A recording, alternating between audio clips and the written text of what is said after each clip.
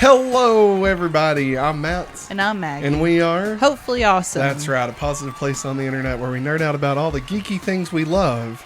This week's geeky things include Thor, Love, and Thunder.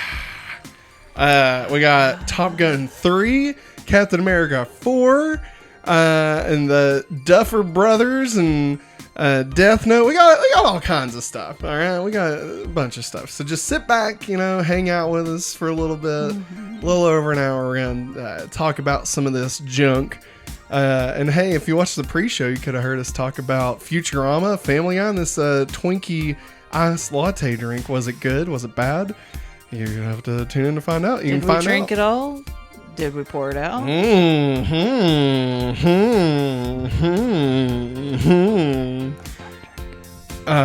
Yeah, so if you want to know, you can watch the pre-show as well as the post-show with the big movie quiz over at patreon.com/hopefully awesome. Be sure and check it out. But now, Maggie, before we get into the news stories, how's your week going? How's your week been? How was your week last week? What's the deal? There's a lot of questions. What is the dealio? Let's make a deal. You done? Deal or no deal? Oh my god. I'm just waiting. It's been good. Yeah. Our little girl's but turned 2. Womp womp. She is. She's growing. I think I'm gonna cry. Oh, don't cry. Jesus. Let's talk about anything else. We watched The Boys. Yeah. The Boys. I want to keep watching it. Well, I do too. I really would rather watch The Boys than film this episode right now. But hey, that's the sacrifices we make. So yeah, we blasted through season 1 of The Boys and so good. I mean, a day. Yeah. We so for those that don't know, how should I go about this? So The Boys, you probably already know what The Boys is. It's an Amazon series, super mature, superhero fare, right? Created by Eric Kripke, or I guess developed by Eric Kripke, the creator of Supernatural. It's based off a Wildstorm comic. Executive producer Seth Rogen. Stars our boy Carl Urban. I didn't know which one you said. Yeah, Jack Quaid. I love Quaid. God, he's so good. He's so good in it. Yeah, so we have abstained. We have abstained from watching the show because I'll be honest, I was scared. I was scared of it because here's the thing, man. I don't like shows that just beat you to death with a hammer to the face with just sadness, because it's sad and I can't deal with it. Like, for a mental health, it's not good, that's why I had to give up the Walking Dead. I made it all the way to watch The Thing with Glenn, and I'll just leave it at that, because if you know. I could not watch any more after that. It just depressed the crap out of me for like 5 days. I think I made it halfway through season 2. Yeah. And that's the thing, I'm just like, I can't do this anymore. And it's so well written and well acted and executed, but it was killing me. And so I gave it up. And so now I'm a little more hesitant to watch things that are just uber graphic, right? We did watch Watchmen. That was one that we did actually make it all the way through, which it wasn't uber graphic. But usually with HBO shows, I got to be a little careful. But yeah, so we had heard about The Boys. We've heard it was just, I think the first thing we heard was that it was just completely insane, like gory and just, insane. But then this season, they just finished up season 3. We've heard nothing but praise for the show. Just well written, well acted. Jack Quaid's phenomenal in it. And of course, what's his name? Jensen Ackles. Yeah. So, we're like, maybe we give it a chance. Maybe we just, get over our fears and just do it. Just try it, All I see over and over again on my Twitter feed is the Amazon promoted, and then it says, no joke, yes, we went ahead and made this GIF, and it's Jensen Ackles punching Jack Quaid in the face. Oh, gosh. And I'm just like, what happens? Yeah, and we don't want to know. No, I don't want to know. Yeah. But like, how do we get to that point? Yeah, dude. And so we started season 1, and I gotta say, it is as hardcore as I was expecting it to be. It is. But it's done in such a way that it's almost comical. Like it's comically over the top. Like a good. I was talking to somebody at work today, and I said a good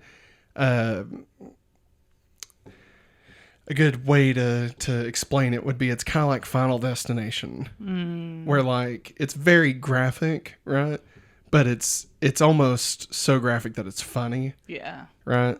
I mean, and it's definitely played for laughs more than now. But I will say, I mean, there are some straight up just awful things in it also. Bad. But I don't know. Again, it's one of those things that's just it's super well written. You know, I think everybody should. I would not recommend this show unless you think you want to watch it. Like if you want to watch it, we've enjoyed it. But I wouldn't say everybody go out and watch it because I do think there are some things that could really make you sick or upset you. Yeah, what's it called? Trigger. That could trigger for sure. You know, and if you don't want to watch it, that's totally fine. Like valid, right? I mean, it took us 3 years to actually give it a shot. So nothing wrong with you if you don't want to watch it. Yeah. But we're through episode 2 of season 2, I think. Yes. Yeah. It's really good. It's really good. It's too good, man. I think Netflix, Stranger Things, I think it awoken like a binginess in us that we hadn't had in a while. You know, it's true. So we don't do this anymore. Like we watch an episode a week of stuff. You know, like Alias, Smallville. You know, but then this, we're just like, I need the next one. I mean, we didn't even play Fortnite, for God's sakes. Yeah, we got a whole week's of missions that we didn't even touch. It hit me this morning. I was like, oh my God, I haven't even touched my Switch all weekend. I just wanted to watch the boys. The boys are back in town. But yeah, so that was a lot of our week. We also made a princess house for our daughter that is now in the dining room and takes up probably a third of the dining room. It does. We have an interesting looking house right now. It's fun, you know, but she loves it. It's for her birthday. Yeah. She loves it. It's good stuff. We set the iPad up outside one of the windows. She's really. We did that kind of to keep her distracted from the boys. The only time she comes out of the house is if there's music playing at the end of an episode. And it does play really good music. Plays Billy Joel. It's excellent music. Yeah. Can't go wrong with Billy Joel. And she comes out and she dances a little bit, shakes a little bit, then she goes back inside her house. Man. But yeah, it's good stuff. It's good stuff. Maggie, you ready to get into the news? Oh, yeah. Lou, don't start. It's time for the news. Speaking of TV shows, Maggie, did you know that Charlie Cox and Vincent D'Onofrio are returning as Daredevil and Kingpin in the upcoming Disney Plus series Echo? I remember you sending me something about... Well, no, you retweeted it. Yeah. Yeah. I remember. All right, moving on. I'm sorry. I'm excited.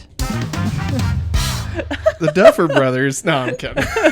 So, yeah, they're going to, I guess allegedly, I don't know if they like, if it's like 100% correct yet or official yet. But they're, I think it's like confirmed as much as it can be without them actually like walking out on stage. Yeah. And being like, oh, we're here. And it makes sense if you've watched Hawkeye. Yes. Now, of course, Daredevil being in it, that's a bit of a reveal. Shocker, yeah. But also, he was in Spider-Man. Yeah, that's true. Spoilers, I guess. Sorry. Nah, I mean, it's fine. It's all out. Sorry, babe. Hey, believe me, if you've not been spoiled on Spider-Man No Way Home and all you know is Daredevil's in it, go watch that movie. There is so much more for you to find out, buddy. Let me tell you. So true. You're about to have time of your life. But yeah, so I guess one of the beats is that they're looking, Daredevil's looking for Jessica Jones in this show. That'd be awesome. Yeah. I mean, if they do that, then, I mean, the Defenders is all but, actual. Jeez, Lou. That's where she went to. God. But how you feel about this? I mean, were you excited for the Echo show before, and are you more excited now? Thoughts? Well, the way that Hawkeye ended, Yeah. like, made you wonder. I'm Kingpin. That's how it ended, right? No, Isn't that yeah. what he did? He went, No. Not Right? no. Oh, I'm the Juggernaut. It showed him in front of a car at the end. Yeah, and then he got shot, and then he went, oh, Matt. give me those raptors. Owen. The blind lawyer from Hell's Kitchen. Anyways, I'm more excited now Oh, about Echo. I mean, she is a really cool character, yeah.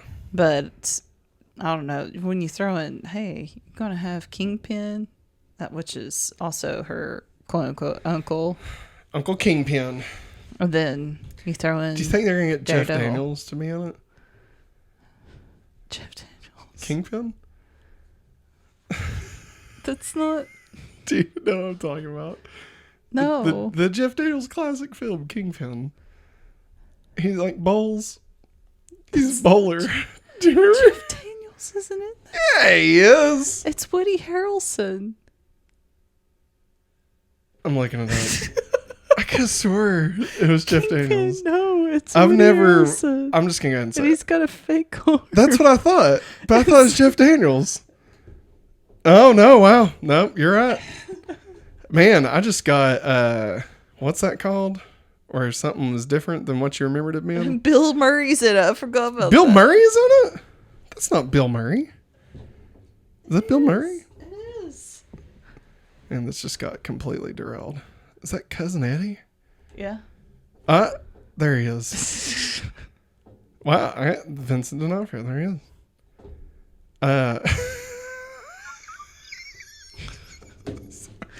I'm sorry. The Kingpin Video. version from Into the Spider-Verse. This is He's massive. humongous. Man, I would have bet dollars to donuts that was Jeff Daniels. Man, what's it called? Where you remember something different, like the Bernstein Bears. Oh, the Mandela. I just got effect? Mandela. I think in my universe, it was Jeff Daniels, and my universe merged with yours, Yeah. and my memory stayed. Okay. But the only difference between our two universes Yeah. was that Jeff Daniels was in Kingpin. That's it. I mean, so what happened to the real Matt Brown? I killed him. Black Widow. Yeah, I don't know. I'm excited, I guess. I mean, it's cool. I'll say this. It's really cool that they're coming back. I would like an actual Daredevil show at some point, or movie, or whatever. I mean, it's cool that they're here and having them, right? But I mean, it would be cool to let them have their own stuff instead of just popping up in other people's stuff. I never really finished the Netflix stuff. Like, I watched 2 seasons of Daredevil, 1 season of Jessica Jones, and like 1 or 2 episodes of The Defenders. It was like, I watched none of it. I wanted to watch Jessica Jones because of David Tennant being the villain. God, it's so good. And like the more and more I hear about David Tennant being in it, like even now, today, Yeah. people are still talking about his performance in it. It's that wonderful. he is probably one of the most terrifying. He is the worst villain in the universe. Okay, like Thanos, sure, scary, right? Yeah. But David Tennant is almost like he's on the level of Thanos, but with the mind of the Joker. Oh, great. Yeah, so, I mean, it's really good. It's really good. Yeah. But yeah, I mean, I don't know. So let me ask you this: do you think the Netflix universe is still intact, or do we think that this is like the stuff that happened in the Netflix universe was its own universe, and like even though these people look the same as them, they're not like one-to-one the same people? I don't know. I guess what I'm trying to say is, do you think the Defender stuff on Netflix was canon? Or do you think it's just the same actors playing the same characters? They haven't said anything about Iron Fist. Like, they've mentioned Jessica Jones. They've mentioned Daredevil. I want to say they mentioned Luke Cage at some point somewhere. In something. Well, that's the thing. The guy that plays the bad guy in Luke Cage is now playing Blade. So, I mean, like... Huh? Yeah, he's the bad guy in Luke Cage. I didn't know that. Totally blanking on his name right now. But yeah. Merry Christmas. I learn something every day. That's his catchphrase. Okay. Merry Christmas. Merry Christmas? Yeah. Luke Cage? Yeah. Is Merry Christmas? Yeah. I didn't know that. Hang on. I didn't watch Look it up. any I don't of want to it. be Jeff Daniels again. Let's see. Luke Cage. Merry. Maybe it's Happy Birthday. Is it Happy Birthday? Catchphrase? Oh, wait, no, that's Nicolas Cage. What? What is happening? Catchphrase. Oh, yeah, that probably would have worked better. This should just be called Matt and Maggie Googles things. People would probably watch that. That's true. How many times is it going to take me to type in catchphrase before it? Sweet Christmas. Sweet Christmas. Sweet Christmas. Okay. There it is. Sweet Christmas. All right. Moving on. Any other thoughts? No. All right. I'm excited. Oh, wait. There was one last thing. Just the fact that, like, Echo, like, is deaf. Yeah. And Daredevil is blonde. Yeah. Like, I wonder if that's going to play a part. That would be interesting team up. How would they communicate? I don't know. Unless, I mean, Maybe it rains. I mean, Like Ben Affleck's Daredevil. Here's what I want. Daredevil, Multiverse of Madness, No Way Home. All right. you know what I want? Where it's, I want Charlie Cox, okay, Ben Affleck, and whatever that one from the Incredible Hulk series. Oh my God. I want those three guys. And they just, I don't even want them to do Daredevil stuff. I just want them to be lawyers. Like, that's it. That's all. I just want to see them do a case. You just want Ace Attorney? For like the parking tickets. Like, Ace not Attorney. Even, yeah. Objection. Yeah. But like, he throws Overruled. Ah. Oh, what I was saying about how they could communicate. You better not be making jokes right now. I'm not. Okay. I'm not. Okay. But like, I'm grabbing your hand for example. Okay. But like, Helen Keller. Okay. And I mean this. I'm serious. I'm dead serious. I know. Just tread lightly. I am. But her teacher, the lady that taught her sign language and stuff, Yes. would sign in her hand. Okay. So I'm not no expert or anything. Right. But that's the only thing that comes to my mind. It'd be interesting.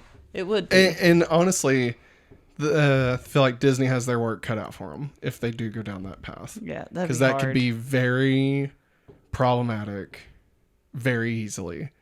And if they don't try hard enough, it gets bad quick. Yes. But they did good in Hawkeye. So, I mean, you know. I don't know. We'll see.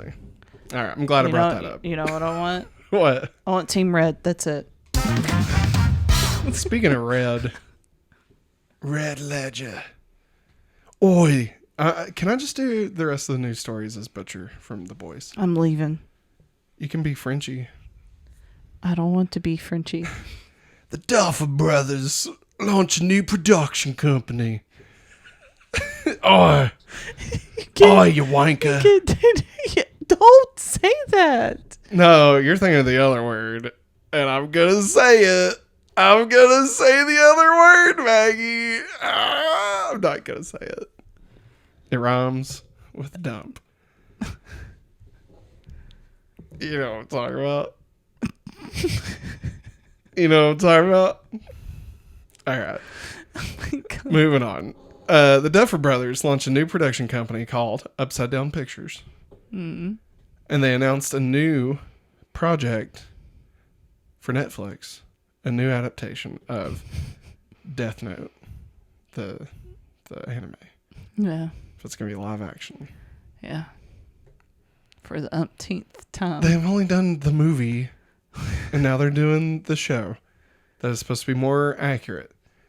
Now, lest we forget, Maggie, me and you liked the Death Note movie. I'll be honest, all I can remember is That we liked it. That we liked it. That's all you can remember is that we liked it. Remember? Was he the demon? Yes. That's perfect. That was perfect. It was. That's what's making me laugh. They should do a multiverse of madness where that Willem Dafoe demon and whatever this new one. I want to see. Okay, so first off, I'm down. Whatever. I don't care. If it sucks, we'll just pretend it doesn't exist. But it's also the Duffer brothers, and they know how to make good stuff. So I mean, chances of it being good, likely, right? And Death Note's a cool story. I could see them doing something cool. I would love for them to adapt the little sequel that was in that one book like a couple of years ago, where the next kid gets the Death Note and auctions it off. Oh. And like somebody ends up with it. You know what I'm talking about? The government. You know what I'm talking about? Yeah. Yeah. You remember what it was? Yes. Yeah. I'd Yes. love to see them adapt that, because that was bonkers. That was bonkers. God, it took me a second. It was like stuck in the pocket of my mind. Yeah, yeah. I downloaded an app Yes. to read that and everything. Yes. But it I was did free. too. It was really good. It's like 60 pages or something. Mm-hmm. Yeah, it was really good. So yeah. What do you think, Maggie? I don't know. Do you think it'll I be don't know. better than the movie? I hope it is. I hope it's better. You than liked the movie. You liked it. We liked it. How dare you? I can't remember anything about it. Yeah, but don't you remember that we liked it, though? Other than Willem Dafoe asking for apples all the time. Maggie. Apples. You've let the world corrupt your mind. Okay. I've let Twitter corrupt my That's mind. right. You've let everybody who's shitting on it make you think that Yeah. you didn't like it. Just like how I almost let that happen with Amazing Spider-Man 2. But then, you know what? I remembered how I felt when I was sitting in the theater holding my mom's hand.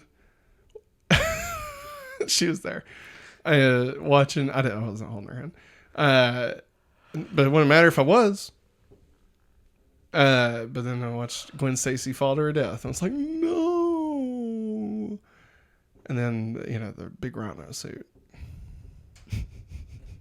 And I remembered how great it was. Oi! Oh, I'm the rhino! Bitch! Oh, Lord. Speaking of bitches, Miles Teller... Ow! I'm kidding. He's not. He's great. He's great. Miles Teller, tell her, says Top Gun. That's not even funny. That wasn't anything. Says Top Gun 3 is possible, but ultimately up to Tom Cruise. Everything's left up to Tom Cruise. It's true. Here's what I'm going to say. This is Tom Cruise's highest grossing movie of all time. He'll do already. it. It's been out a month. He'll do it. Like more than all the Mission Impossibles. There's He'll been do like 8 of those. He probably will. As long as there's a story. Here's the thing. I could also see him not do it. My Because parents were going on about him the other day. Like, how great he is. like, they went and watched, what was it? Cocktail. No, they went and watched Top Gun. I didn't get to tell you. Surprised. They loved it. Well, I kind of convinced them. Yeah. I said, well, what? Mom's like, I'm kind of stuck between Jurassic World and Top Gun. I was like, And you told him Top Gun? Well, it's my mom, Maggie. Matt. We voted for Jurassic I World know, Dominion over Top Gun. but I'm thinking of my parents. I'm thinking of the global box office of my dear Jurassic World franchise, okay? I was thinking of my mom. Nah, I mean, you're right. Old people love Top Gun. I'm kidding. I mean, they do, but everybody loves Top Gun. Yeah. Well, I told my mom. I said it's a really good sequel. Yeah. I said Tom Cruise does really cool stuff. He's playing with the boys. And then like I went and saw them. I don't know. Maybe it's a few weeks after the fact. Yeah. They watched it, and Mom's like, "Yeah, that new Mission Impossible movie. Oh my God! It showed him driving off a cliff on a motorcycle. He really does it. I was like, yeah, that's really him, Mom. He does it all. She's like, what's wrong with him? I said, he just knows that he can do it. He puts his mind to it and he does it. He does not care. He's going to live forever. I think Tom Cruise is going to be the first actor to do an action scene in space. Yeah. I could see them filming an action scene on the International Space Station. I could see it. No, I could see him shooting a gun in space. Oh, man. Imagine if Tom Cruise, okay, close your eyes. Okay. Tom Cruise, Moonfall. Oh my God. It would have been Tom Cruise. Please. Imagine how that would have been. Why did they do it? Would have been so much better. The moon will save us. The moon will save us. The moon will save us. God, what a movie. We quoted. It's so good. I mean, in like a really bad way. It's ridiculous. It's not good, but it's amazing. It's like, it's not like Cats, but it's almost like Cats. I feel like you it's know? a fever dream the whole entire time. Exactly. That chick saying that the moon will save us. The entire time, I just kept asking myself, how did they get this made? Like, it's not even like bad like The Room, right? Or Room? No, Room? The Room.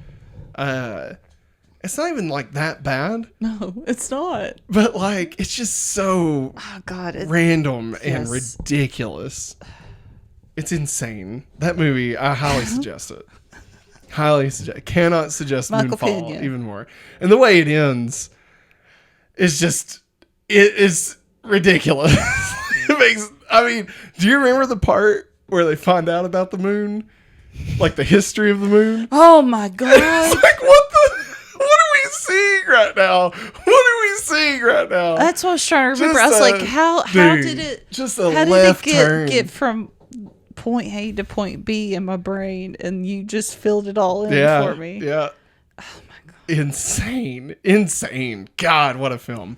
But yeah, Top Gun 3 might happen. Do it. I mean, this is basically not news, right? He says it's possible, but it's up to Tom Cruise. I mean, I think we all knew that. I guess the news here is that there's talks going on. Yeah. I mean, I'd watch it. Whatever. Speaking of whatever, Captain America 4 gains director Julius Ona, who directed Cloverfield Paradox. I was supposed to say, are you just now realizing this? What? That he directed. No, I was trying to make sure I pronounced his name okay. correctly. Onah. Ona. I was supposed to say, dude, it was like everywhere when they announced it. I was Yeah. Not okay. I said speaking of whatever. I don't mean it like that. Like that's just the joke. No. I am excited for Captain America 4, especially with Sam Wilson at the helm. I think it'll be great. I mean, Anthony Mackie is just freaking awesome. Cut the check. He's awesome. He'll do great. I love his outfit. You know. You got a shirt. I do have that on a shirt. You're right. Good job. You bought it for me. Yeah, it's good stuff. Cloverfield Paradox, though, like That happened on a Super Bowl Sunday, and I remember watching a little bit with you, and I'm like, I've got to get up and work tomorrow. I did too. I did it anyway because I'm a super fan. After. I won't say, but I'm a Cloverfield super fan. Okay, every year on January 18th, we rewatch Cloverfield. We usually get a cake.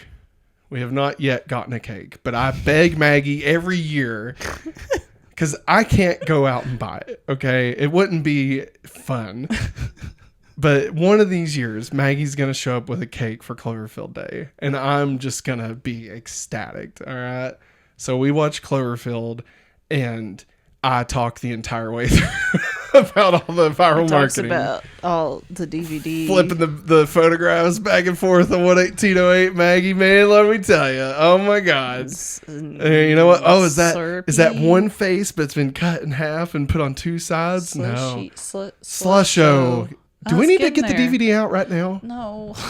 All right. Then get it right. Slusho. I was getting there. How you had to dare get you. me. You said slushy. I know. I didn't mean to, because I was trying to remember. Slusho. I bet you can't drink just 6.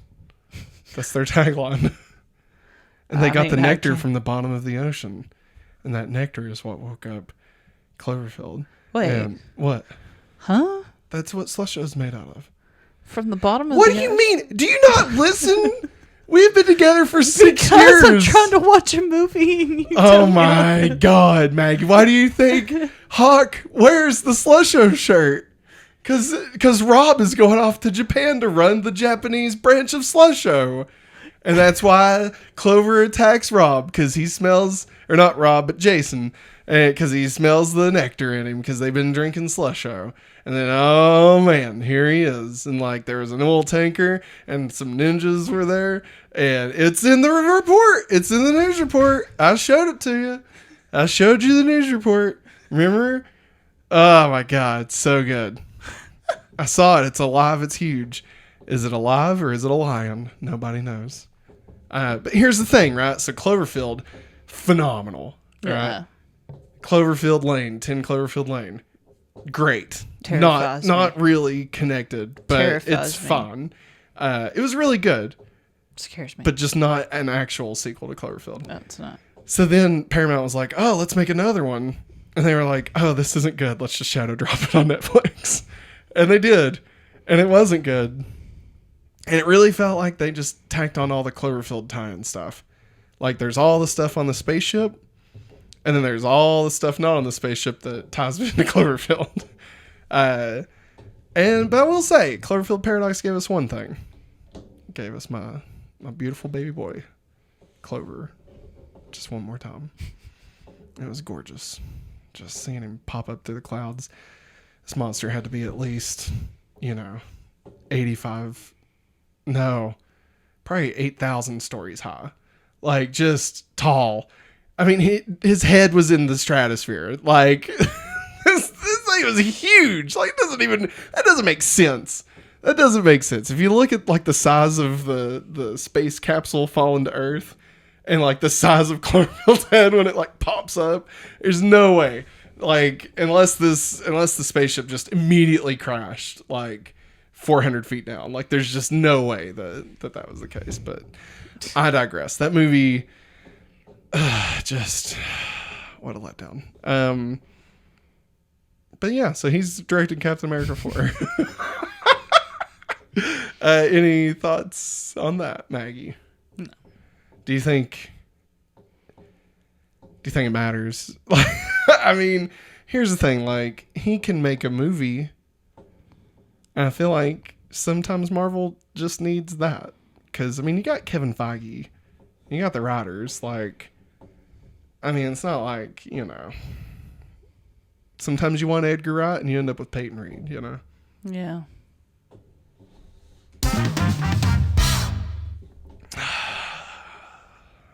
Speaking of reading a script, Clerks 3 trailer dropped. Yay. That was a stretch. Yeah, the new trailer for Clerks 3 dropped.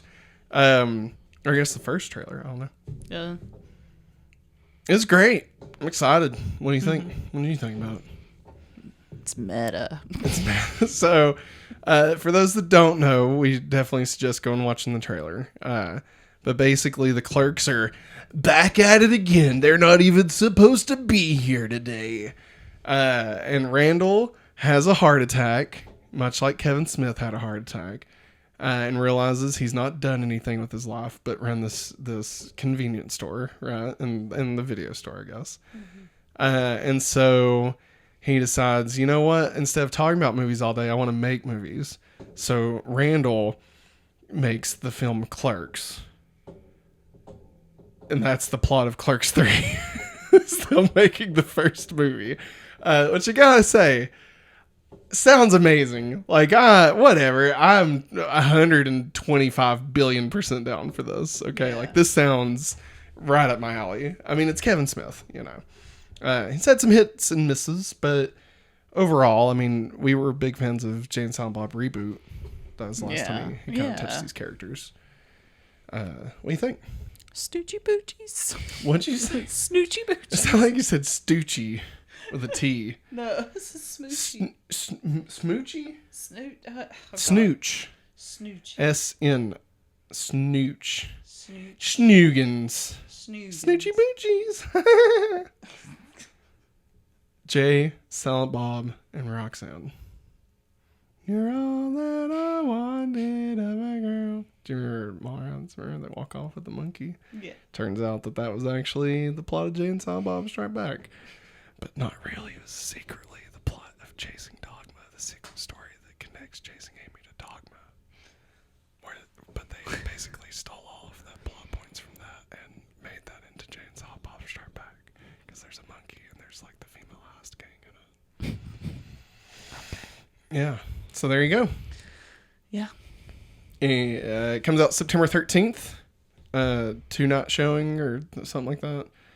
Through Fathom Events, and then I guess it'll be released digitally. He's also doing like a nationwide tour where you watch the movie and then you hear him babble on about it, you know. I wouldn't mind listening to him babble on. Dude, about I would love, if for real, I would love to go watch him and watch. Can you imagine watching Clerks 3 with Kevin Smith and all the people that paid to watch it with Kevin Smith? Yeah. Like, it'd blow the roof off.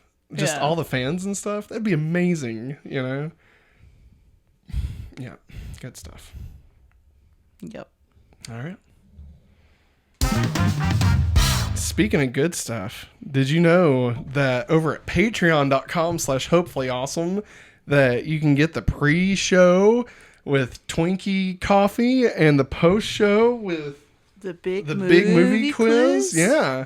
Over at patreon.com/hopefullyawesome, you can get the extended version and ad-free version of this episode. So go check it out. But for now, Maggie, let's get into the big topic. It's time for the big topic. Thor. Thor. Tell me something. Okay, so this is what we're going to do. Oh. All right. We're going to do a spoiler-free. Okay. Then we'll go into spoilers. Yeah. And then we will return from spoilers to rank this in both our rankings. Okay. For both summer 2022 and in the MCU ranking. Which I need to make sure the Letterboxd account is downloaded on this.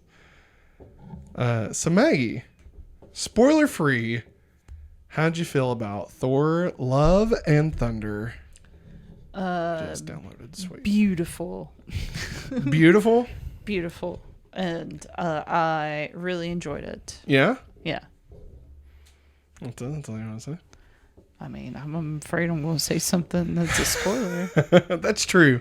It's hard to talk about Marvel movies without getting like any spoilers at all. I will say that I too thoroughly enjoyed it. I will go into specifics in the spoiler section, but I can see why some would not agree. I can understand, because I feel like the reason I enjoyed this movie so much was because there were some very personal aspects of it that really worked for me. Yeah. I definitely don't think it's as funny as Ragnarok. Sorry. I think it's got more heart. I agree. I definitely think it's the love. It plays a big part of why this movie is different from Ragnarok. And I think there's just a lot going into this one that wasn't going into the other one. Like, I think honestly, Phase 4 has been made up of movies that had to play off of the. I feel like Phase 3 was like the MCU at its best, right? And so we've got all these follow-up films in Phase 4 that maybe aren't necessarily at that level. Now, I mean, don't get me wrong, there are some, right? Like, I feel like Spider-Man obviously was just as epic as Endgame, or close anyway. But I think when you think about Black Widow, Shang-Chi, the Eternals, Multiverse Madness, now Thor, not to mention the shows, I feel like there's obviously a difference between that and Civil War, Ragnarok, Black Panther, Endgame, the list goes on. So I think that what we're seeing here, I think some of the negative feedback is just that we just came out of this huge epic conclusion to a 10-year build, and now we're starting over. And is it fair to compare these to the most recent films? Fair is an odd choice of word to use, right? Yeah. I think the more apt comparison would be to compare Phase 4 to Phase 1. I think that would make a little more apt comparison. But at the same time, they've had, plenty of time to build these, right? Mm-hmm. Thor is still a sequel, yes, even though this is a post-Endgame world. So I mean, it feels, I think that we're just seeing them kind of building up things, and we were so used to knowing where we were heading. Like, we knew Infinity War was the end point, since before Civil War came out. Like we found out the entire slate of Phase 3 before the first movie came out. And I feel like us not knowing what the next Avengers movie is aiming towards, or like what the big crescendo is for this phase, I feel like that's kind of put a damper in it. Mainly because it just feels like there's not... It feels like they've set up a lot, but none of it really... Not none of it, that's too strong a word.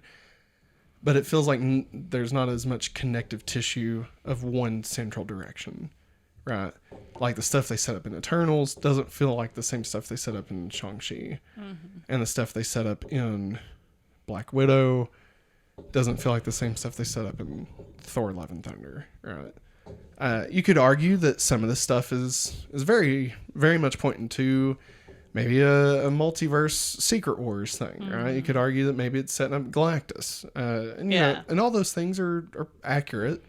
But I mean, it's just not obvious. And I think we've just gotten to the point where we're used to knowing at least a little bit of where we're aiming. And I think going through now, 6 movies? Mm-hmm. I think going through 6 movies without knowing where we're going has kind of started to catch up a little bit. And also that they said, a few months back that Kevin Feige announced that him and the team are like going somewhere far off. Oh yeah, to work on it. Yeah. And I'm like, you've already released stuff. Shouldn't this already be done, y'all? But I understand the freaking global pandemic. Yeah, but I mean, they've already released stuff though. You would think before that. I mean, let's put this in perspective, right? Phase 1 was Iron Man, Iron Man 2, Hulk, Thor, Cap, and Avengers. It was 7 films. Okay. Phase 2 was Iron Man 3, Thor 2, Guardians, Cap 4, Avengers 2, and Ant-Man. That was 6. Phase 3 was Cap 3, Doctor Strange, Guardians 2, Thor Ragnarok, Black Panther, Infinity War, Ant-Man and the Wasp, Captain Marvel, Endgame, and Spider-Man. That's 10. I think I left out... Oh, wait, there was another Spider-Man. There was 2 Spider-Mans in Phase 3. 11. So 11, right? Currently, we've had Black Widow. I'm thinking of the movies first. Black Widow, Shang-Chi, Eternals, Spider-Man, Doctor Strange. Doctor Strange, Thor. And then, so that's 6. Plus, WandaVision, Loki, Captain America, or Falcon and Winter Soldier, Hawkeye, Moon Knight, and Miss Marvel. Technically, What If is also on there. And those last ones are multiple hours, right? More hours than a movie. Yes. So we have had more in this phase than any phase in the history of the MCU. And I feel like by the time we reached Endgame, you knew where the story was at, right? Like we knew where we were going. Yeah. And, you know, this does not feel that way. You know, we're just kind of, it just feels like we're all over the place. So I guess it's not necessarily a criticism. I'm not mad that I don't know where we're going. It's not that. It's just, I think that that's what some of the underlying frustration with people is that it's hard to, with these movies specifically, if you don't know a little bit of where you're going, it's hard to appreciate the road there. Well, also, there's people that I know of that I work with. One, she said that she really enjoyed the Spider-Man movie with Doctor Strange. Yeah, No Way Home. I couldn't think of the name of it. She said, "Oh my God, I loved Doctor Strange in that." And I said, "Have you ever watched the first Doctor Strange?" And she said, "No." I said, "You really need to watch it. It's really good. Origin story. You really get to see how he gets his powers and stuff." Yeah. And she didn't do that. Nor did she watch WandaVision when she went to watch Multiverse of Madness. Oh God. And I warned her. I said, "You are going to be lost." Yeah. Good luck. Because you don't know about Christine. Yeah. Yeah. You also have no clue who Wanda truly is. Yeah. And why she is, why is she acting the way she is? Yeah. She said, "Yeah, my husband knew the whole entire time who Scarlet Witch was and everything because he watched WandaVision." I said, "Yeah." I said, "I know it's a lot to watch, but it helps." And then that's another part of it too. I could see how some people, and I know this sounds crazy, but there's some people that pick and choose what they want to watch out of all this. And I could see some people. I wouldn't say crazy. I would say some people have a laugh. Well, it's true.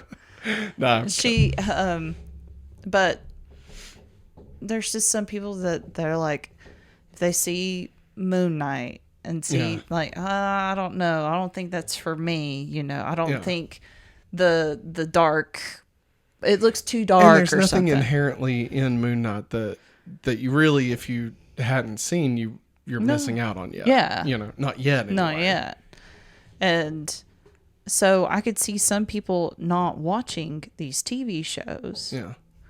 Or at least most of these films, and then they go to watch Thor and they're like, "Huh?"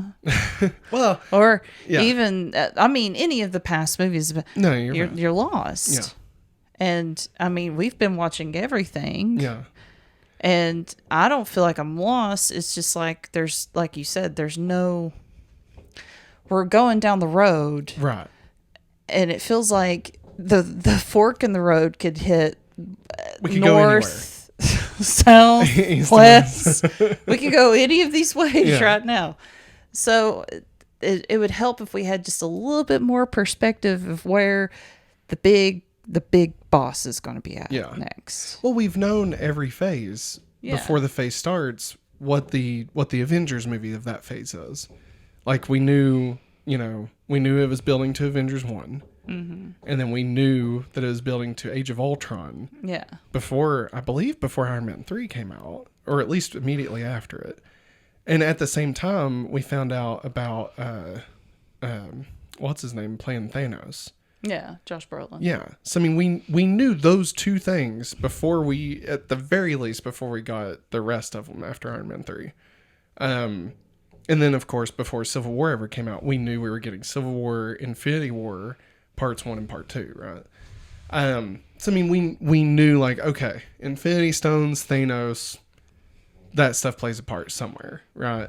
And so even when things don't necessarily attached to that, Yeah. it's still, we kind of still know, okay, well, you know, Ant-Man and the Wasp didn't really connect to that at all, right? Yeah. But we knew that in the back of our minds of where this was heading. So we weren't, you know, I don't know. It's not a stress. It's just it just all feels so random, you know? Yes. Yeah. And when it feels random, it feels like they don't have it planned. Yeah.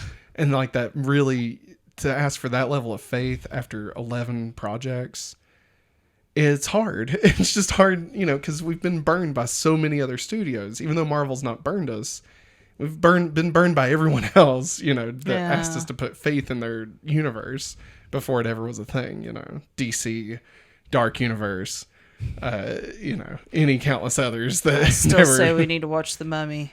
I'm there with you. Let's watch it. Let's do it. All right. Right now? No, not right All right. Thanks for watching, everybody. We're going to go watch Tom Cruise fight a mummy. So all that being said, I can understand frustration from that level. And I think whether people are willing to admit to that or not, or if they even know that that's why they're feeling it, I think that does play a bigger part than people think.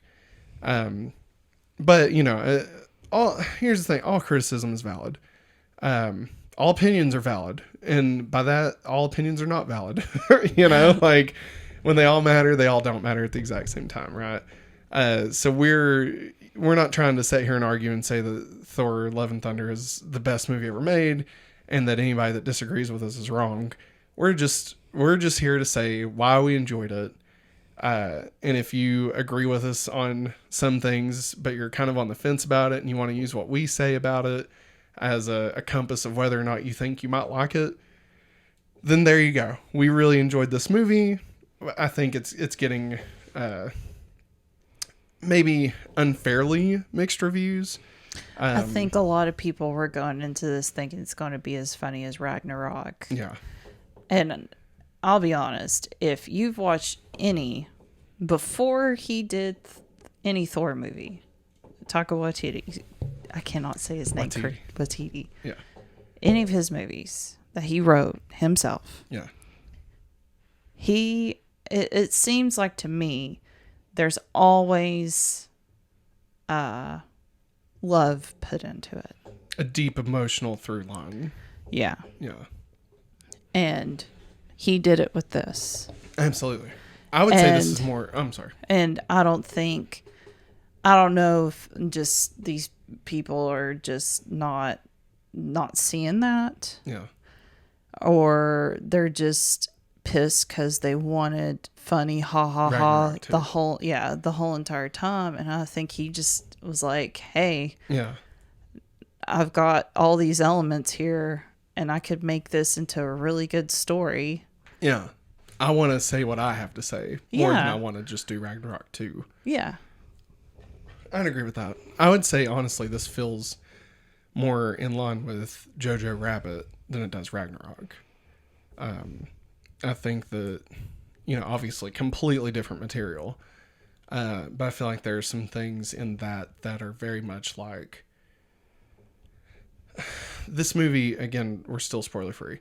This movie kind of brings the big questions of life, like into the forefront of the MCU, and like it's handled in such a gentle, comedic way that it's so easy to miss just exactly what they're saying, Mm-hmm. And I think you have to take a light hand when dealing with some of the stuff that they deal with in this movie, especially if you're going to do it within the MCU.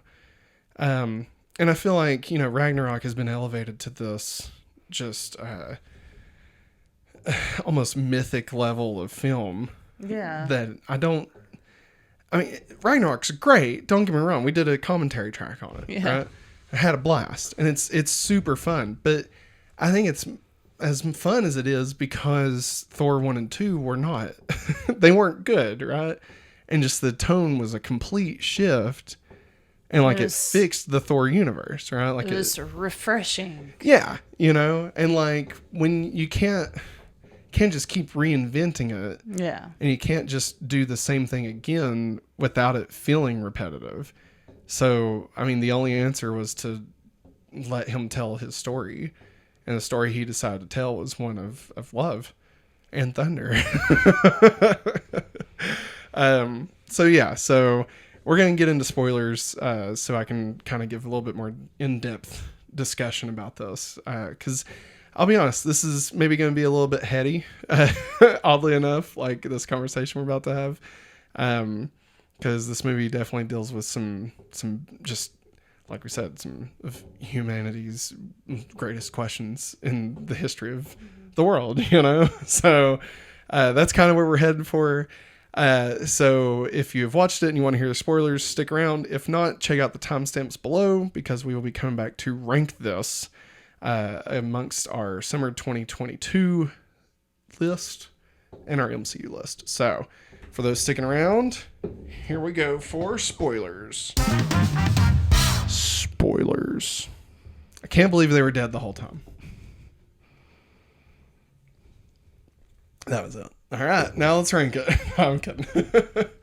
I mean, do you want to kick us off? I can kick us off, whatever you want to do. If I kicked it off, I'd just go ahead and spoil the crap out of the post-credits. We can start with the post-credits. He's here, he's there, he's everywhere. It's Roy Kent. It's Hercules. I can't believe it. We were so excited in the post-credits. I think we were the only people that were excited. We were. I almost jumped out of my chair. But not for Hercules at all. Like, it's just the actor. Roy Kent. Yeah. Oi! That's not even his name. I'm the Roy Butcher. Hey. That's a crossover, dude.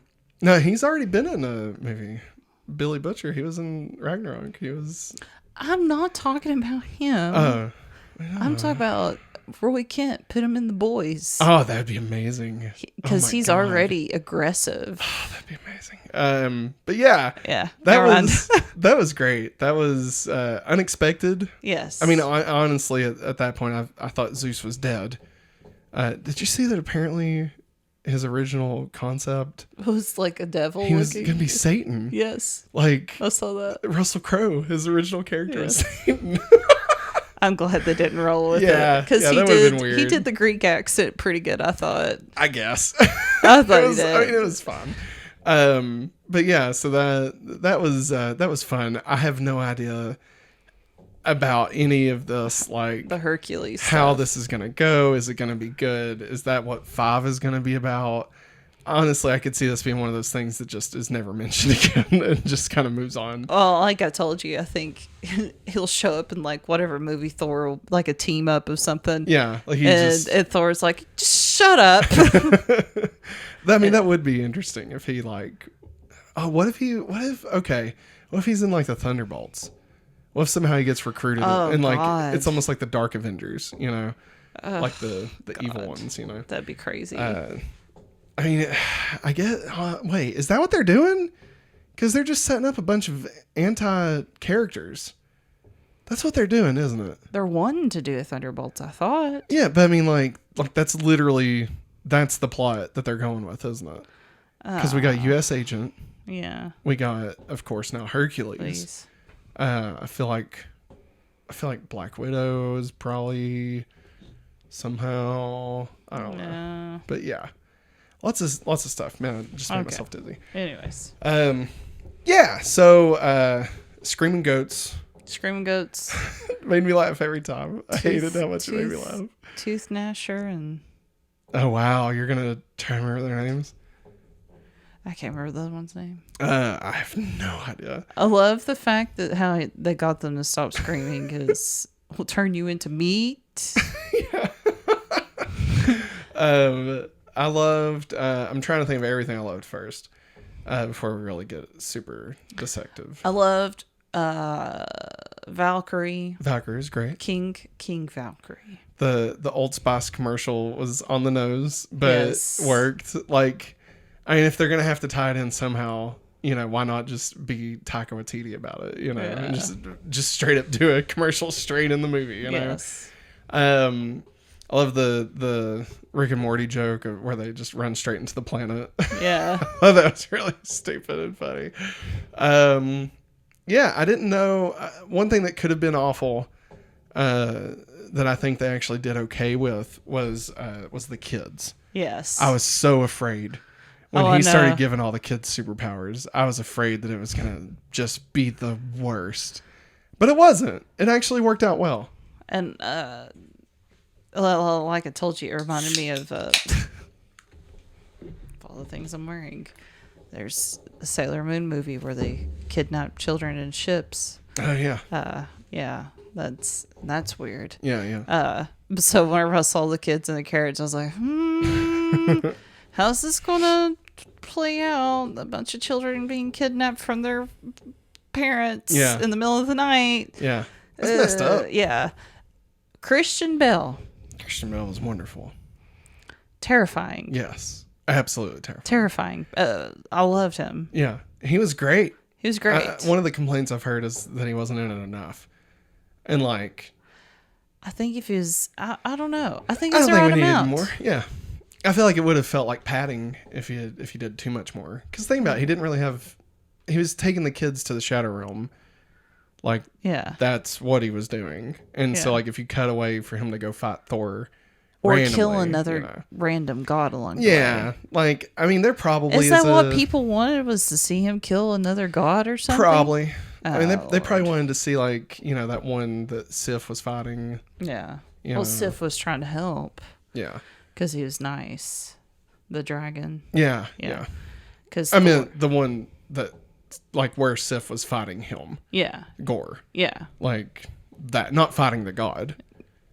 I'm sorry. You're fine. I'm sorry. But, I think there was some of that. But, look, I mean, yeah. Well, I mean, I don't know. I guess it could have been cool. But again, let's not forget the story he was trying to tell, right? The Guardians being in it, again, real quick, just before I start getting too in the head. Because I feel like once I go down that road, I'm not pulling back out. I thought the Guardians was used sparingly and good. Like, this wasn't supposed to be a Guardians movie, so I was glad that they were in and out. I'm glad they didn't come back in the third act. I felt like that could have been, typically that's what you would see, as they return and like help take down the bad guy, right? They're the Deus Ex Machina or whatever. I thought they did good in it. It was funny, that whole scene where they were fighting. Yeah. And Thor does the split. And Yeah. all that Jean-Claude stuff. Van Damme from Bloodsport. Yeah. Split. It was awesome. Him riding on Stormbreaker like a Like a broom. witch. That was great. Amazing. I forgot That's the about that. best. Come on, Stormbreaker. Oh my god. I couldn't believe he did that. That was ridiculous. I love that so much. Yeah. So, okay. All that being said, I think we can start diving in if you're ready. It won't get too heady, hopefully. Okay. So, obviously, Jane being in this, returning since Dark World, right? I thought the way they handled that story was very, very well done. And I think that there's, it was great to see Darcy. It was great to see everybody in the whole movie there. Yes. Just so I'm covered. Like, everybody that was in the movie did great. I wouldn't change anybody. I didn't think anybody did bad. Everything was great. I thought the relationship flashbacks were really well done. It almost reminded me of, what was that movie that did something like that? It was Citizen Kane that did that. Yeah, I may be thinking of like either Up or 500 Days of Summer. I mean, obviously they're probably playing off Citizen Kane, but like, just seeing the montage of the relationship end, Yeah. I thought that was very well done. And like moving, like if you've ever been through a breakup like that, like I think everybody can kind of identify with being in love and falling out of love. I mean, probably anyway. Yeah. And it does seem to imply that the Daryl shorts are canon. Like he broke up with Jane and then went and lived with Daryl for a little bit because Daryl's on New Asgard now. So I hope that means it's real. But yeah, so that made me happy. And I just thought that whole thing was really well done. Again, you're humanizing Thor, right? And I guess the point that I'm trying to get at is this movie, I feel like Taika really had a story he wanted to tell, kind of deconstructing what it meant to be, what it meant to love, and to an extent, what religion is, right? And like how, maybe even what faith is. You know, I feel like faith and love are really what he was trying to tackle in this, behind the face of a superhero comedy, right? A sci-fi superhero comedy.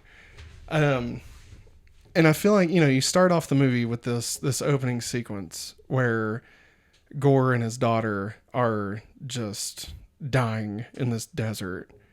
And I mean, it's heartbreaking, you know, like it should be. I mean, you know, it's very sad. And like, you know, Gorr never loses his faith. He keeps praying. Yeah. He keeps crying out to his God, you know, to save him. And even when his daughter dies, and he buries her, you know, he still doesn't lose faith.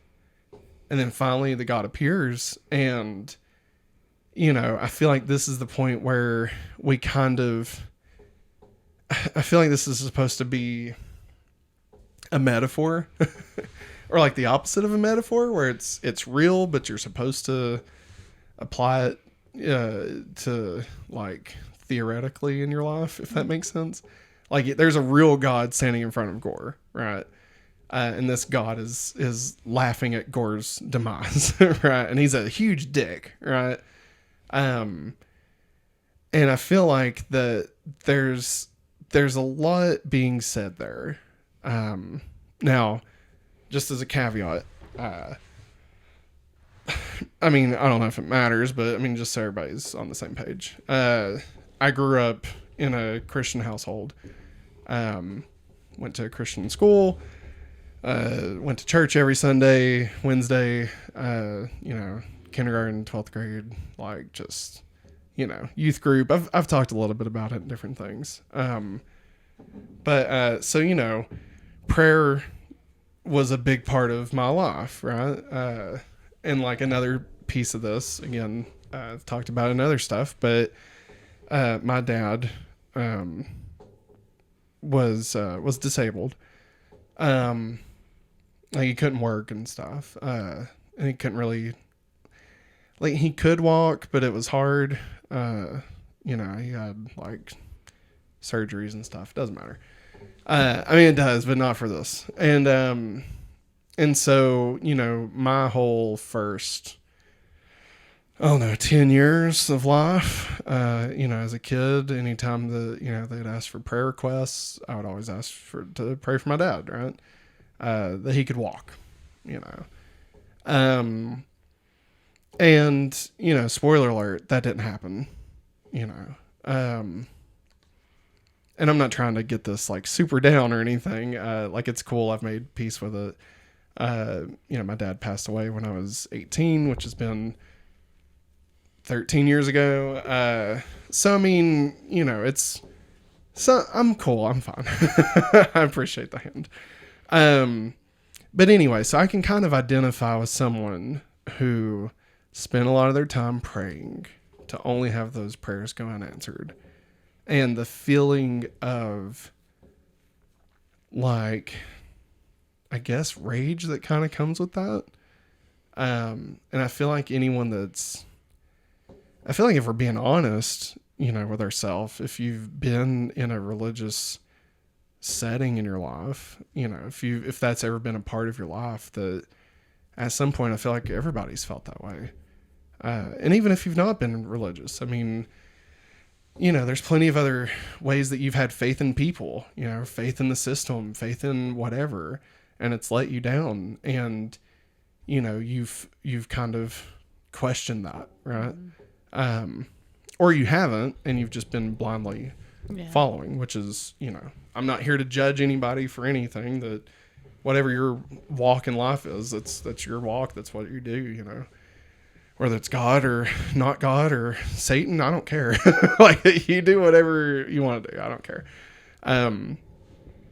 And so I feel like, I don't know, for me, I feel like what I took from that, what I assumed Taika was talking about, and I could be way off, is this notion in this movie where the faith you have in something outside of yourself can be dangerous if you're using that faith to keep you from moving, right? So kind of going from Gorr to Jane, she puts her faith in Mjolnir, right? The hammer. It powers her up, and she's no longer has cancer, right? And it's great, and I don't necessarily think that whole piece of it is commenting on anything, but I feel like at the end, when Thor's like, hey, if you do this, like, if you power up one more time, you're not gonna live, you're gonna die, so I need you to not do this so that we can fight this cancer, because I love you and I want you around, right? And so Jane says that she'll do that. And I feel like that, is kind of the second half of this faith thing where, she feels Thor hurting or getting ready to be killed or whatever. And she could have faith in this medicine, in this thing greater than her, right? Yeah. To save her life, and live, even though, Thor may die or whatever else may happen. If she's worried about just doing the thing that she needs to find life, right? If she kind of blinds herself to everyone else, and she puts faith in this stuff, medicine, that there's a chance she could live, right? But if she does that, she's turning her back on everything that she is. Yeah. On the person she is, on the people that she loves, right? On the person she loves. And, ultimately decides to put her faith in herself, right? And then, of course, makes the sacrifice that she does. And so I feel like, that's just trying to remind us that it's okay and it's good to have faith. I mean, even in that moment, right? Even when she puts her faith in herself or in Mjolnir, right? She's still putting faith somewhere. It's not a matter of not having faith at all. It's just a matter of choosing where you put your faith and then knowing that you still have to put action somewhere. Yeah. Gorr didn't do that. He kept praying, and like we see him walking through the desert, but like, was there opportunities somewhere else that we don't see on the screen, right? Like, could he have, we'll never know what the story was, right? But, was there a chance for him to have got water some other way?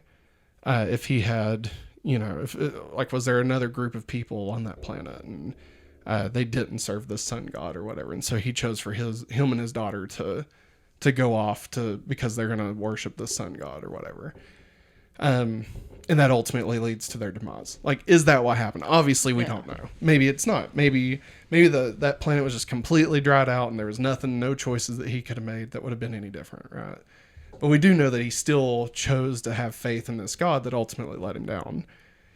And so we could kind of extrapolate from that his faith kept him from having faith in himself to save himself and his daughter. Ultimately cost him everything, whereas Jane doesn't make that choice. Still costs her life, but she ends up saving the universe. Yeah. Right. Saving the person she loves, Thor, right? And Gorr's daughter, So I feel like that's kind of the parallel there, is that Jane chooses faith in herself, while Gorr chose faith in something outside of himself, with giving up his own drive, for him to have, giving up his own responsibility, right? Yeah. And that's the thing about faith. And I mean, I'm not trying to be a minister here or anything like that. But I feel like there's a lot of shit in this world that is caused because of people having blind faith and giving up any responsibility of how they have control over their situation. Yeah. And that can lead to very, very dangerous places. I mean, I won't go into specifics, but I mean, I'll just leave it at that. It can go to dangerous places. And so I feel like that alone, just questioning, what is the morality of gods? Yeah. Like that's a heavy question to ask in an MCU movie, and are these gods wrong? And Thor legitimately wants to save people and save others because he has this earth connection with this woman, right? Like, she taught him what love was, right? And so, but you see these other gods like Zeus just completely laughing it off, right? Mm-hmm. And I don't know. I don't know what Taika's history with religion is. Maybe he doesn't have any. I have no idea. I'm trying to remember because I read something about him. I know there was some stuff about him being Jewish during Jojo Rabbit and stuff. But as far as like religion and stuff goes, and it ultimately doesn't matter.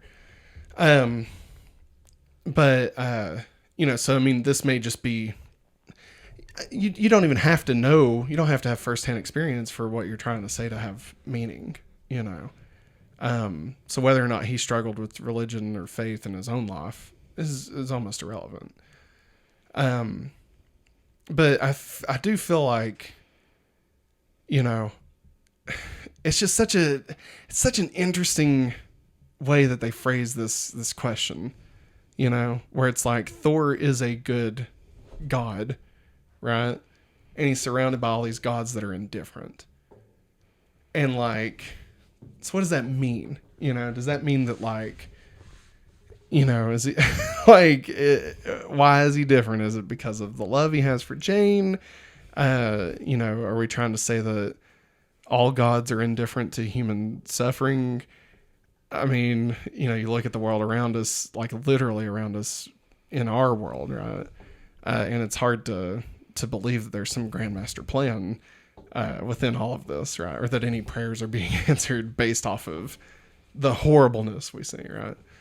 And so, I mean, it's a lot to think about. Yeah. And I think ultimately where he lands is not necessarily answering the question of, is God real? Does God exist? And if God does exist, does he care? Right? He doesn't really answer that question. No. The question he answers is that it's up to us. Like, the faith we have, we can have faith in God. We can have faith in nothing. But at the end of the day, our faith means nothing if we don't have faith in ourselves. Yeah. To be able to put words into action and to make a difference ourselves, right?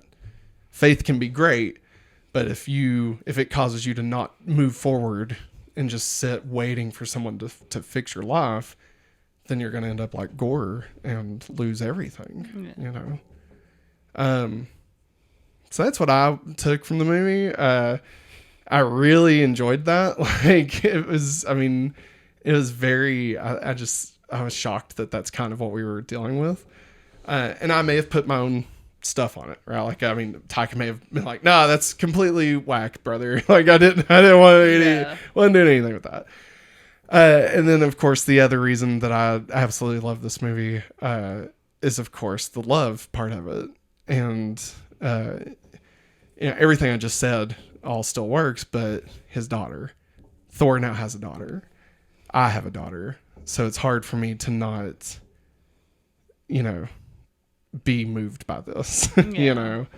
And like, I mean, you know, it's the same freaking thing I said about Obi-Wan, right? Like, this little girl has changed Thor. Like, Thor is now a different man because of this love, right? And I mean, it was written the whole time. Like, I think I even thought this could happen because of the song "Sweet Child of Mine," right? Yeah. Like, it's very on the nose.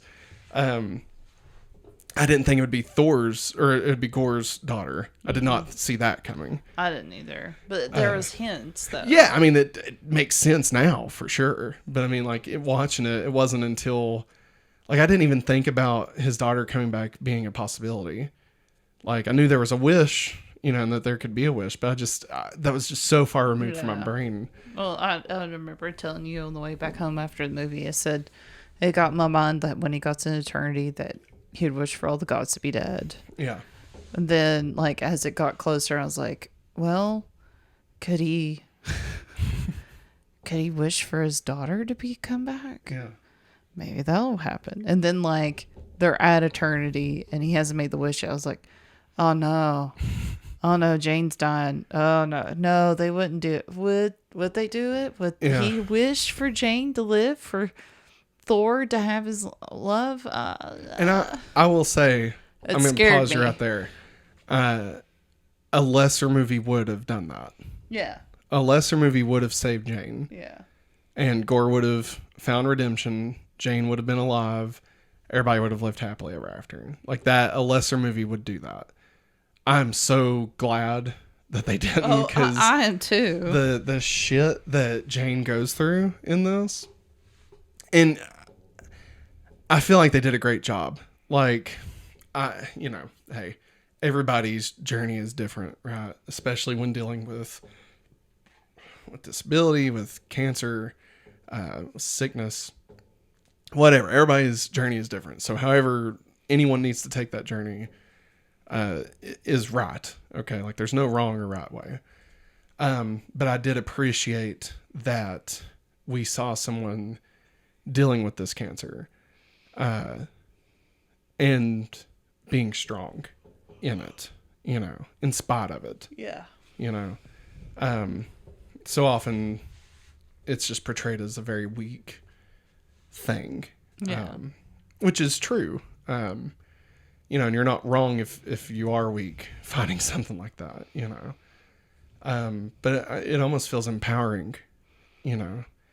And I feel like to deal with such a real topic like cancer, if Taika had, I mean, there's no way Taika would have done it, but if he had magically took her cancer away, I mean, that would have been awful. Like, I mean, it would have, even though this movie's about space Viking gods, you know, like, there's still a truth to these movies. And for him to deal with something as true as someone dying of cancer, for that to just be washed away with magic, I feel like would have just been a smack in the face of the reality of cancer. Yeah.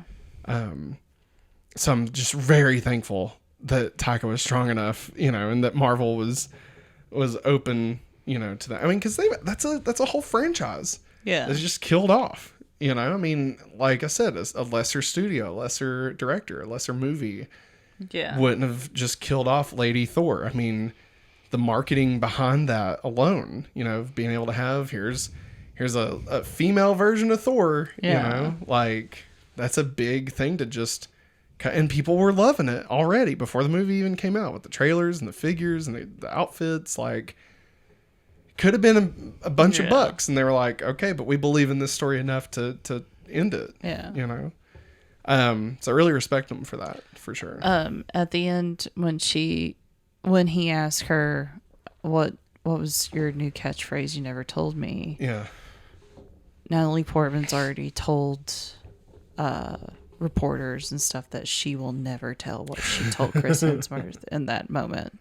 And I say he'll never tell either. That's awesome. But she said, no. That. She said, I will never tell what I said in that moment. So farts and biscuits. No, but then obviously, of course, the daughter, that she is love. I mean, that just dude, when what's his name? The rock guy. Korg. When he says, and they're known as Love and Thunder. I mean, I was just ready to ball mines. I was like, this is just so effing sweet. Like, I love it. And I know, hey, I get it, man. I'm a 35-year-old dad with a 2-year-old daughter. Okay. Like, this is for me and it is not for everybody. And I understand. And I'm not here to tell you that you're wrong if you didn't appreciate that. I completely get it. Okay. 10 years ago, it wouldn't have been for me. Yeah. But it is for me now. And I can't deny that just because it's not for everyone. Yeah. Right.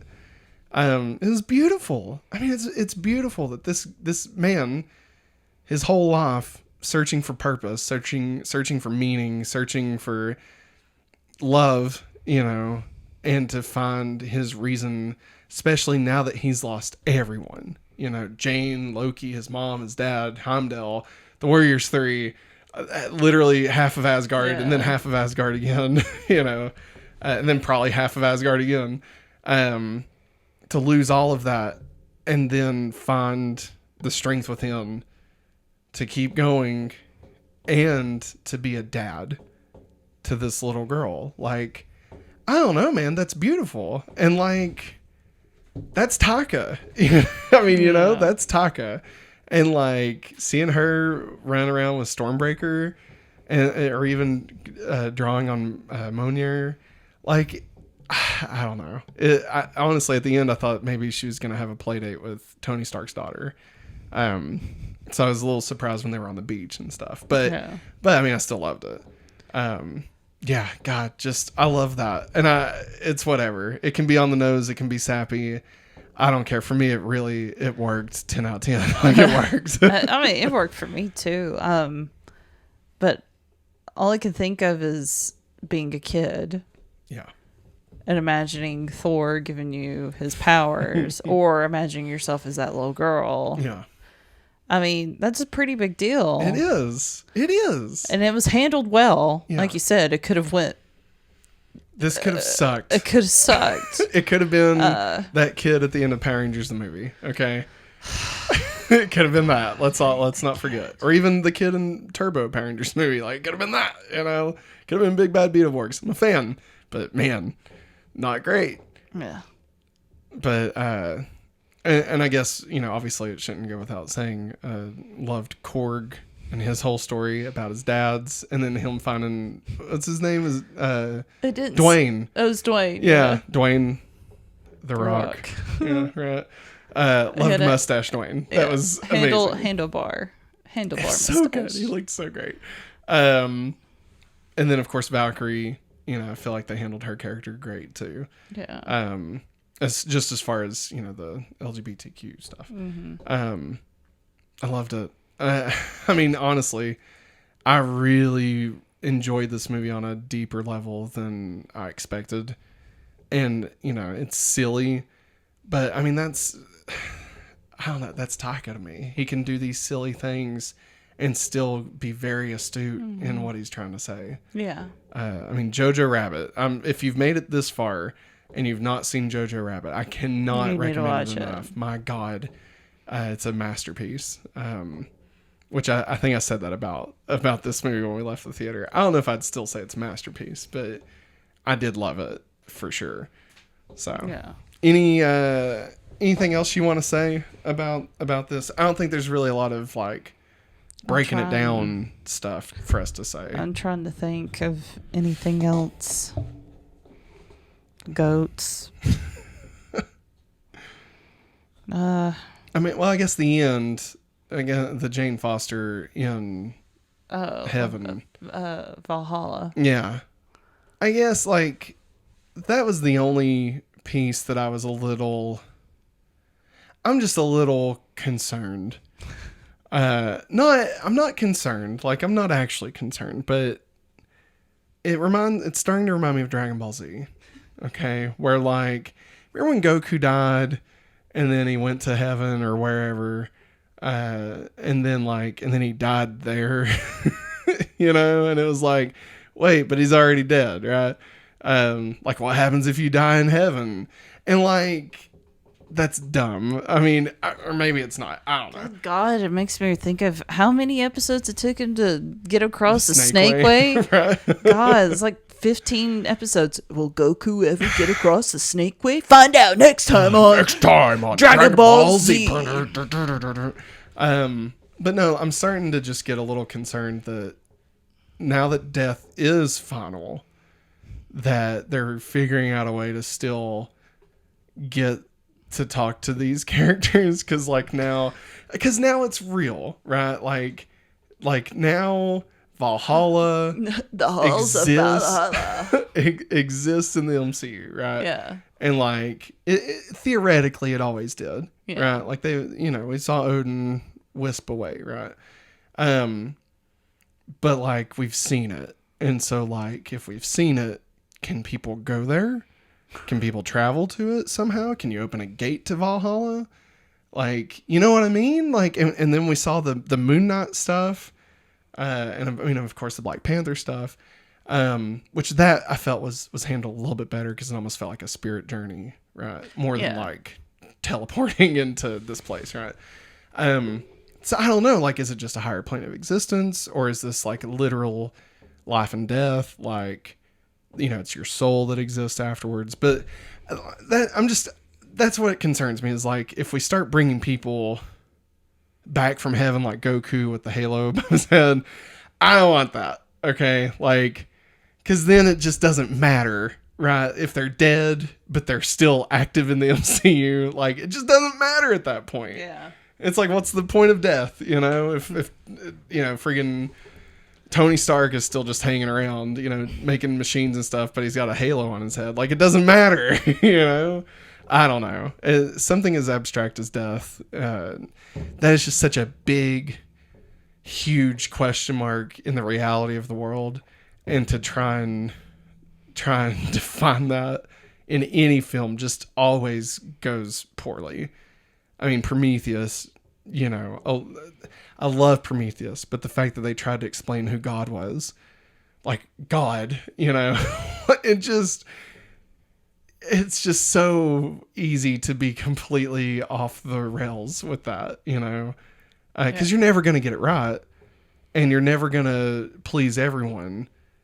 And so you have to go into it with a feeling of interpretation of just what it means to you.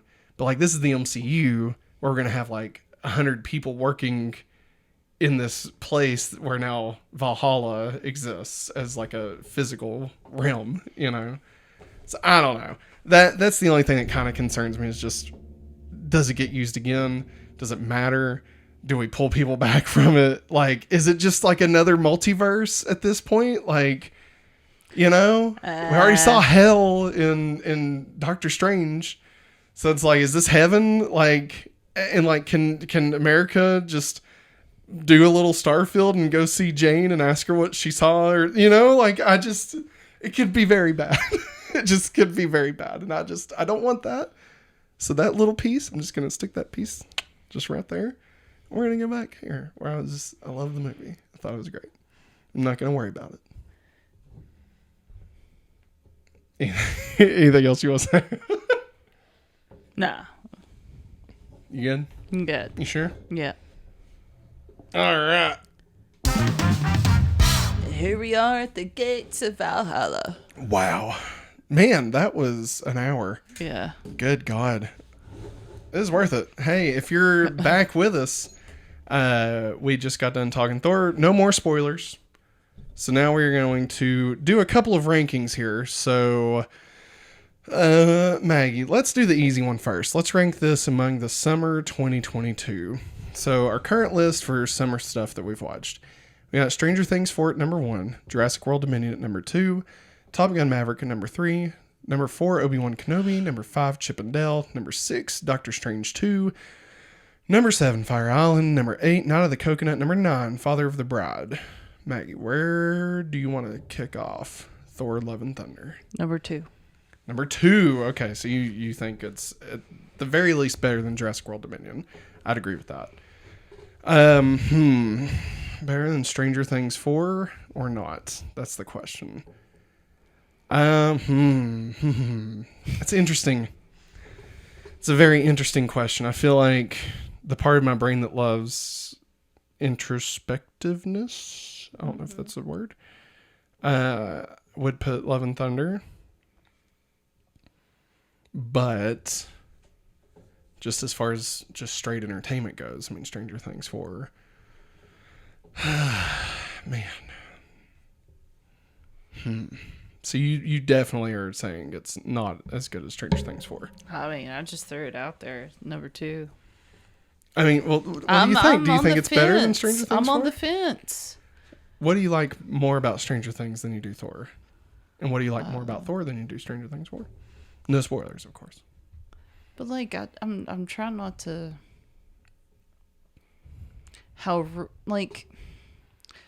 Like Stranger Things, like it was in our house, you know. Yeah, and it was like 12 hours. Yeah, it was all day. Yeah, it was an event. And then like, you know, Thor was an afternoon. We gotta go to the movies. We gotta drive over here. Sit down. I have to go pee 4 times. Hey Maggie, what happened? I chose good times. No, you did because I didn't have to like repeat a lot of what happened. And I don't know, because like I really enjoyed Stranger Things 4, but then I also really enjoyed Thor. It's hard because one's a show and one's a movie, and it's just hard to, you know. And it's not as cut and dry as Jurassic World and Stranger Things was. Yeah. Gosh, I mean, Stranger Things. I don't know. Like running up that hill, you know? Yeah. But then also, no spoilers, but I mean, Sweet Child of Mine works completely different for me now, you know? Like when I hear that song now, like I feel different than I have my entire life. Yeah. God, man, that's hard. I thought this would be the easy one. Oh my God. I could go either way. What are you thinking? Come on.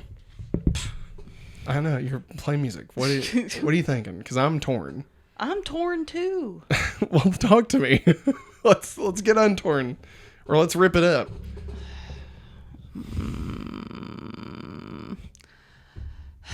There was goats. Screaming There was Eddie. goats. Eddie. There was My baby boy Eddie. There was Russia. Baby Will. There was Russia. God protect Will. There was Russia. Yeah.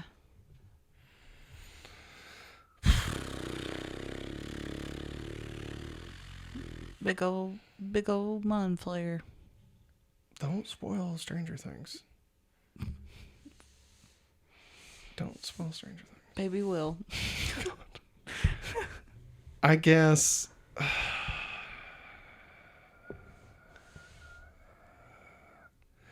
I don't know, man. Jane, though. You know. Yeah, and there's also a lot of love. Yeah. I think I gotta go number 1.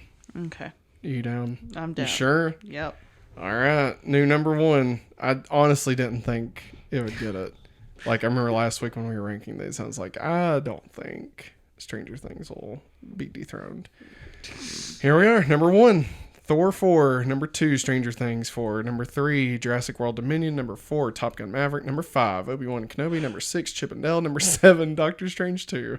Number 8, Fire Island. Number 9, Night of the Coconut. Chip and Number Dale. 10, Father of the Bride. Chip and Dale. So do we keep this at a top 10 or do we just keep the list going? I say we keep the list going. Okay. Just keep it going. Because this is a I summer don't want list. to kick stuff off. No, this is a summer list. I'm down. All right. Now. Like if we was like doing the top 5 of something Top of all time, then Yeah. yes, we'd be kicking crap off. All right. So now we're going to add this to the MCU ranking. Oh God. So just to remind everybody, I'll start at the end and work our way up. So number 34, Thor. Number 33, Thor Dark World. Number 32, Black Widow. Number 31, What If. Number 30, Iron Man 2. Number 29, The Incredible Hulk. Number 28, Iron Man 3. 27, Avengers Age of Ultron. 26, Falcon and the Winter Soldier. 25, Moon Knight. 24, Ant-Man and the Wasp. 23, The Eternals. 22, Iron Man. 21, Avengers. 20, Captain America, the first Avenger. 19, Hawkeye. 18, WandaVision. 17, Ant-Man. 16, Guardians of the Galaxy Volume 2. Really? We put WandaVision below Ant-Man? Yeah. Sorry, that threw me off. Number 15, Captain America, the Winter Soldier. 14, Spider-Man Far From Home. 13, Doctor Strange. 12, Black Panther. 11, Captain Marvel.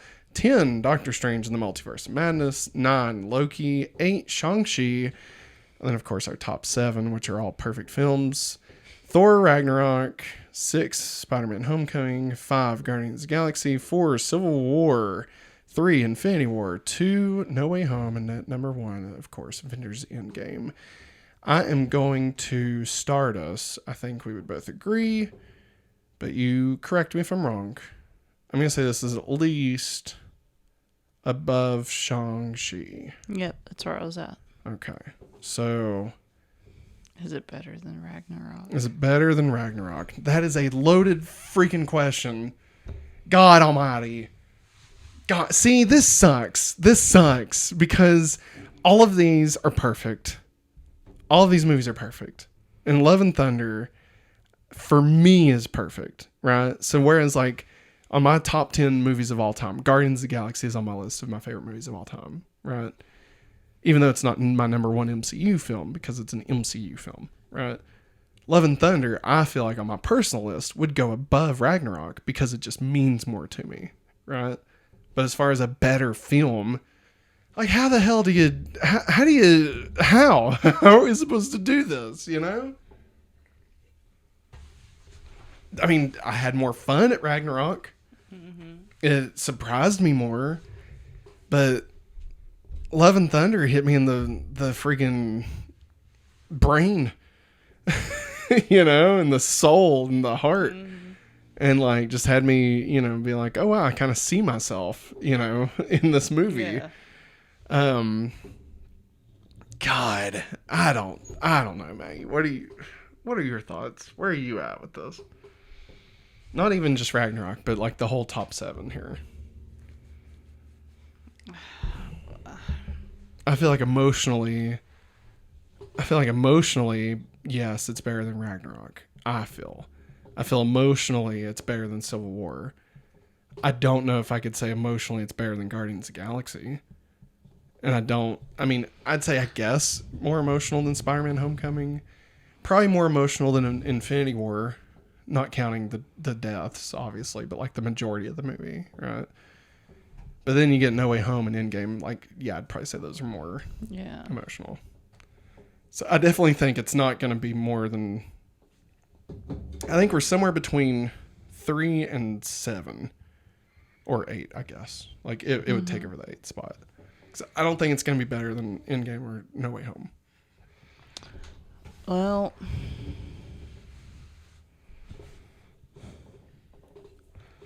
I was thinking about Civil War a lot today. It's a great movie. It is a great movie. Superheroes against each other. It's just solid. It's good. Straight. So, I'll be honest. I do not think it's better than Civil War. That's just me. I think I'd agree with that. Guardians of the Galaxy. Here's the problem with Guardians of the Galaxy. I love Guardians of the Galaxy. I know you do. I got you the freaking Marvel Funko Pop Christmas box of the Guardians of the Galaxy. When he opens the present, and it's Awesome Mix Volume 2, cry like a baby every time. I know, we got the freaking blanket. God, I love it so much. Guardians of the Galaxy. I don't think I'd put it above Guardians. Well, that's what I was about to say. I remember when I first watched Guardians of the Galaxy, and like, I remember watching it over and over again because it was on whatever movie channel was at Mom and Dad's at that point. It's a great movie. And I DVR'd it, and so I just watch it over and over. Even with a shitty character like Ronan, being the bad guy, and Thanos sitting in his stupid chair. This movie transcends all of that and is perfect. And you like, know? I just like how, like, when they're all on, Xandar, no, the prison. towards the end, on Yondu's ship. I couldn't think of his name. Oh, yeah.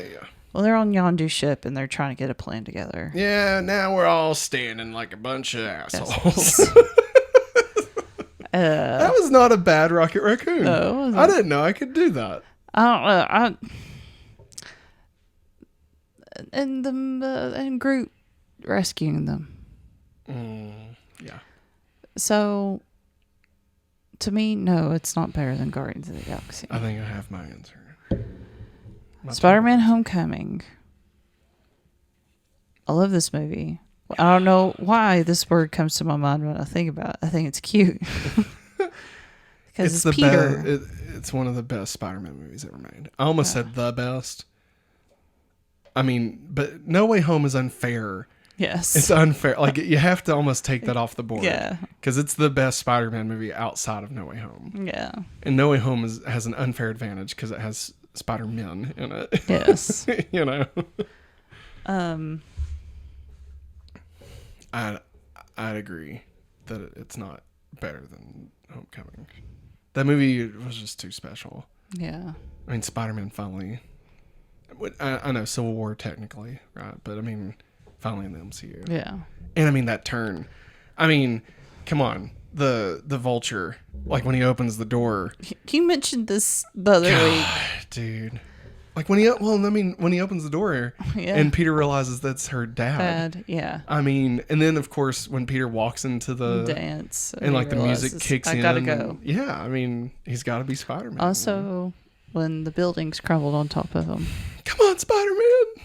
Come on, Spider-Man. God, so good. Thor Ragnarok. Okay.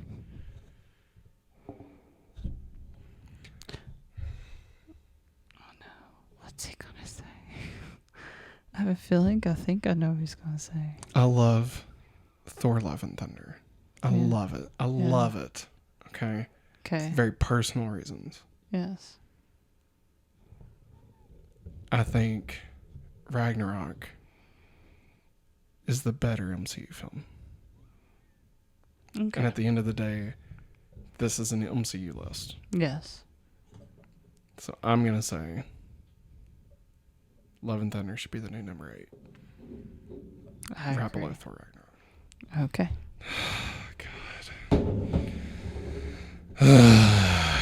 Jeez. Look at us. Who would have thought? Where are we going to put the boys? Number 1. Like above, like all the MCU?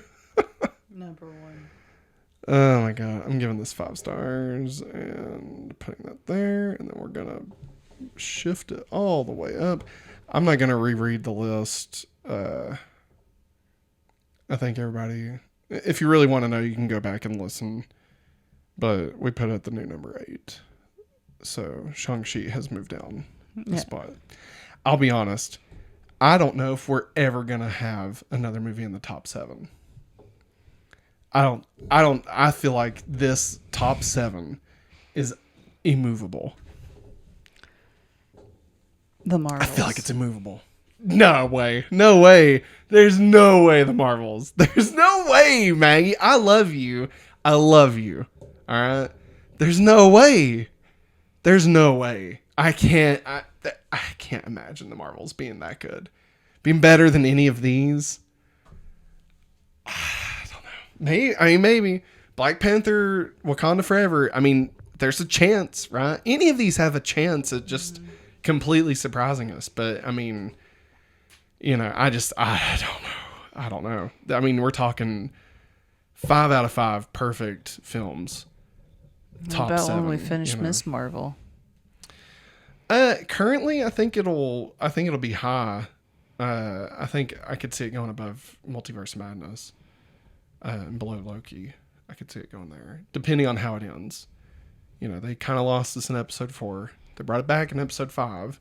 Depending on how episode 6 goes. I mean, if they recapture that magic of the first 3 again, very high. If they don't, if it's like Moon Knight or something, you know, I could see it. I could see it dropping as low as like Ant-Man. I could see it like if the last episode's not good or just fine, I could see it being below Guardians of the Galaxy Volume 2. But you'll have to wait until next week to find out, because that's what we're going to talk about next week. Is Ms. Marvel wraps up this week, so we'll do that. And I think the week after that's Comic-Con, so we'll be talking about that news. That'll be fun. Maybe we'll have some trailer reactions, more than likely. We'll probably watch Bob's Burgers movie by the time we do the next podcast, so we'll probably do a mini review of that. And we can add it to the list because it came out in May. Yay! So it can go on here. So if it's good, anyway. Bobby. I want to be a hamburger. Sexy hamburger. Hey, put your buns. I don't even know. All right, everybody. Thanks for watching. Of course, be sure if you are on YouTube to hit that thumbs up button. If this is your first time watching, hit that subscribe. Leave a comment. Let us know what you thought about Thor: Love and Thunder. Is it high on your list? Is it low on your list?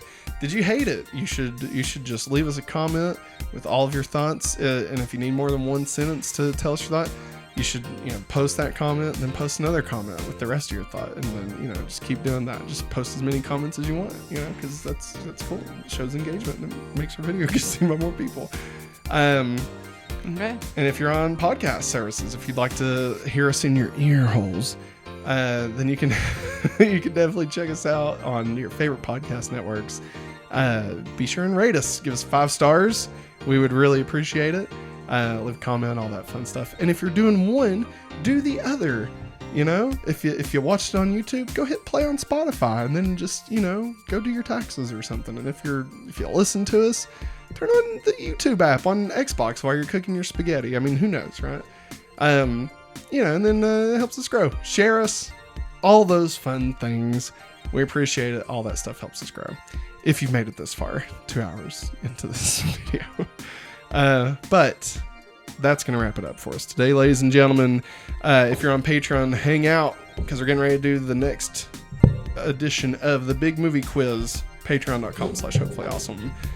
But for everybody else watching or listening on podcasts and YouTube, thanks for watching. And as always, have a hopefully awesome day. Bye.